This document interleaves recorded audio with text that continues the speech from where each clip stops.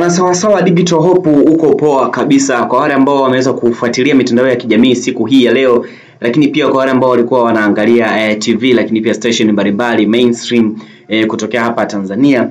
Kuna tukio kubwa sana ambalo wamelifanya leo rais wa Tanzania, nikimaanisha Daktari Samia Suluhu Hassan katika jiji la Dodoma pale, na tunajua kabisa ndiko makao makuu ya nchi kwa sasa hivi yapo. Sasa wengi walikuwa wakiliona jengo fulani hivi ambalo limekuwa likipostiwa katika mitandao ya kijamii ambalo lilikuwa ni kubwa sana, lina ukubwa mkubwa kinoma noma. Kila mmoja alikuwa anajiuliza hivi hili jengo litakuwa la nini. Sasa kupitia sehemu mbalimbali ambapo jengo hilo lilikuwa linasambaa ikiwemo katika mitandao ya kijamii, watu wengi walikuwa wanajiuliza maswali mengi ikiwemo thamani, lakini pia ubunifu na thamani yake itakuwaje. Hili ni jengo ambalo ni la makao makuu ya mahakama ya Tanzania, ambayo limeandikwa kabisa pale, imeandikwa ni Judiciary Square, lililopo mtaa wa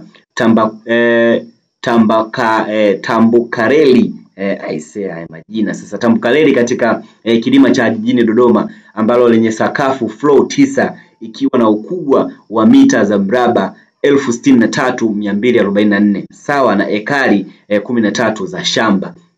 Na kuweza kulifanya jengo hilo kuwa jengo la kwanza la mahakama kwa ukubwa barani Afrika na la 6 duniani. Jengo la kwanza la mahakama kwa ukubwa duniani lipo huko bara la Asia. So limekuwa ni jengo kubwa barani Afrika, ndio la kwanza kwa sasa hivi. Afrika nzima hakuna jengo kubwa kama hili, lakini kwa dunia nzima limeshika nafasi ya 6, ambapo nafasi ya kwanza jengo hilo la mahakama liko huko Asia huko. So kwa mujibu wa mtendaji mkuu wa mahakama Tanzania Profesa Elisante Gabriel, jengo hili limegharimu shilingi bilioni 129.7 na vichenche vikabaki hapo, fedha ambazo ziliweza kutolewa na serikali kwa asilimia 100. Pesa hii yote imetoka serikalini, lakini pia likiwa lina vifaa vya kisasa vya tehama ndani yake, ikiwemo mfumo wa teknolojia ya akili artificial intelligence imeweza kupatikana humo, pamoja na marobot kwa ajili ya kutoa maelekezo kwa wageni wanaoingia ndani ya jengo hilo, na kampuni ya ujenzi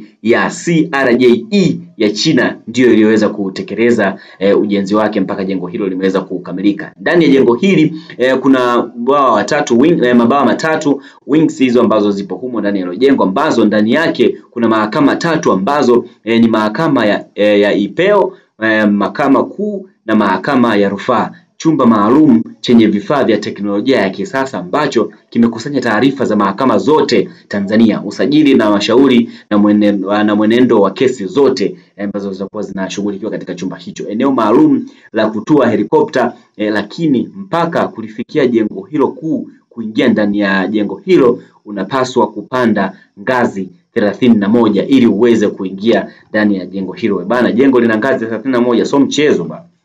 Aidha, lakini pia katika eneo hilo ambapo jengo hili limejengwa, kumejengwa pia jengo la tume ya utumishi wa mahakama. Ya haya machache kati ya mengi ambayo yanapatikana ndani ya jengo hilo. Hii ni historia imewekwa katika nchi yetu na bara la Afrika kwa ujumla. Lakini pia ukumbuke jengo hili bwana, mwaka 2021 kabla hayati John Pombe Magufuli hajafariki, ndiye ambaye aliweza kulianzisha mwaka 2021 mwanzoni hivi, mwezi wa kwanza wa pili.